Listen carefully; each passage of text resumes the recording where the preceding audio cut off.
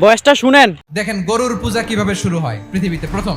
বনি ইসরায়েলের এক দুষ্ট লোক ছিল, নাম সামিরি। সে সবাইরে বলল তোমাদের স্বর্ণগুলো ফালাও। স্বর্ণগুলো ফেললো, বনি ইসরায়েলের স্বর্ণগুলোকে গলিয়ে গরুর বাচ্চা বানালো, গোবৎস।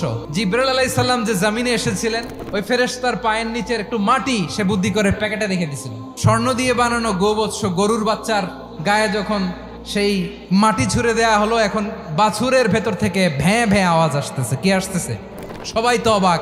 সামিরি বলে, আরে তোমরা যে 70 জন দিয়ে মুসা আলাইহিস সালাম রে পাঠাইছো ওইদিকে, এত ঘুরতেছে, আল্লাহরে খুঁজে পায় না, আল্লাহ তো এটার ভিতরে ঢুকছে। নাউজুবিল্লাহ, এটার ভিতরে সেজদা দাও। এই সেজদা দিয়ে গেল।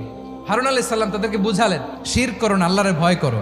শুধু এতটুকুই তিনি বুঝালেন, দাওয়াতি কাজ পালন করলেন, কিন্তু প্রতিরোধ করেন নাই। এই ঘটনা থেকে শিক্ষা কি?